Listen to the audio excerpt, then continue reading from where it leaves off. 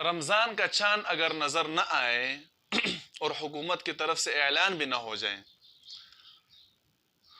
تو اگر ایک دن پہلے کوئی روزہ رکھ لے کہ بھئی اگر رمضان کا مہینہ ہوا تو چلو رمضان کا روزہ ہو جائے گا، اور اگر مہینہ نہیں ہوا تو نفل ہو جائے گا. مثلا جس کو ہم شک کا دن کہہ سکتے ہیں، یوم الشک، شک کا دن، یعنی جس میں شک ہوتا ہے کہ یہ رمضان ہے یا نہیں.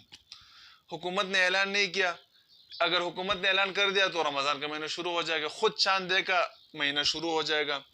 اسی طرح اگر 30 دن شعبان کے پورے ہو گئے پھر بھی رمضان کا مہینہ شروع ہو گیا. لیکن ان تینوں باتوں میں سے کوئی بات نہیں ہے. اب ایک دن میں شک ہو گیا کہ یہ رمضان کا ہے یا نہیں، تو آیا اس دن احتیاط کے طور پر روزہ رکھ سکتے ہیں یا نہیں؟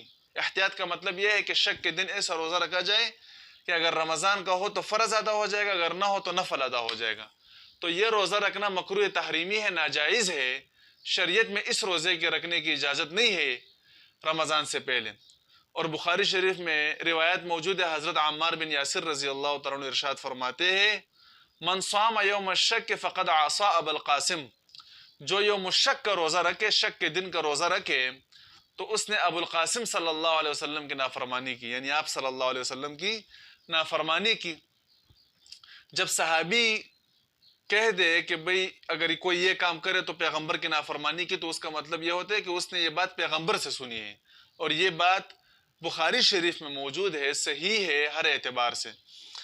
تو یوم الشک کا روزہ رکھنا جائز نہیں ہے، ناجائز ہے. جو لوگ رکھتے ہیں تو ان کو ثواب نہیں ملے گا، ثواب کے بجائے ان کو گناہ ملے گا اس کا، کیونکہ یہ پیغمبر کی نافرمانی. اور اس کی بنیادی وجہ یہ ہے کہ جو چیز شریعت میں فرض ہو تو فرض کے لیے دلیل قطعی ضروری ہے، یقین ضروری ہے. شک سے کوئی چیز فرض نہیں ہوتی.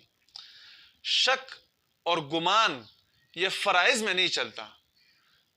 فرائض کے لیے ضروری یہ ہے کہ یقین ہو، دلیل محکم اور دلیل قطعی موجود ہو، تب آپ فرض پر عمل کر سکتے ہو. شکوک اور شبہات کی بنیاد پر فرض کو، شک اور شبہ کی بنیاد پر کسی چیز کو فرض نہیں کیا جا سکتا.